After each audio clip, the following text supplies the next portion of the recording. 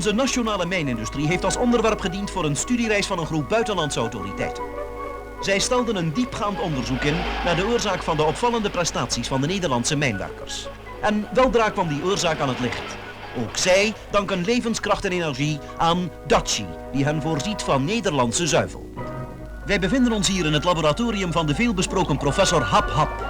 Deze geleerde is erin geslaagd de 3 dagelijkse maaltijden samen te vatten in 1 vergulde pil.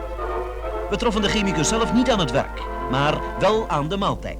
Want pil of geen pil, ook hij eet lekker met roomboter. In het rustieke polderlandschap vertoonde zich een niet alledaags gezelschap dat de reis naar ons land geheel op eigen kracht had gemaakt. De gespierde gasten kwamen persoonlijk kennismaken met de leverancier van hun lievelingsgerecht. Daaraan immers danken zij hun geweldige kracht. En zoals te begrijpen is, ze gingen niet met lege handen naar huis.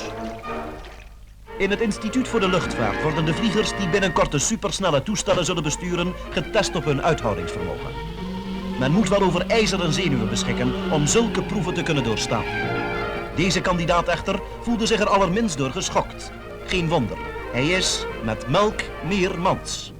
Een onverwacht heftige orkaan heeft deze oceaanreus hachelijke uren bezorgd. Spoedig bleek dat het schip hulp nodig had. En ondanks de felle golfslag trok schipper Pieter Hartog er onmiddellijk op uit om assistentie te verlenen.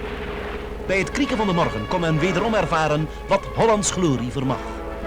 De schipper zelf vond het evenwel de gewoonste zaak van de wereld. Natuurlijk, hij doet immers meer met kaas. Het record lange afstand lopen is gebroken, nee, niet door deze kameel, maar door kilometervreter Tippelmans die een voettocht heeft gemaakt naar de woestijn. U vraagt zich misschien af waar hij die opmerkelijke energie vandaan haalt. En natuurlijk zult u zeggen, het zal wel weer van melk, boter en kaas zijn. Hoe kunt u het zo raden? Het zijn inderdaad deze onvervangbare producten van Nederlands bodem die ook bij zo'n prestatie onmisbaar zijn. Weer was het stadion bij de veelbesproken interlandwedstrijd tot de laatste plaats uitverkocht. Van de spannende match kunnen we u helaas geen spelopnamen tonen, omdat onze cameraman de lens voortdurend op het uitslagenbord gericht moest houden.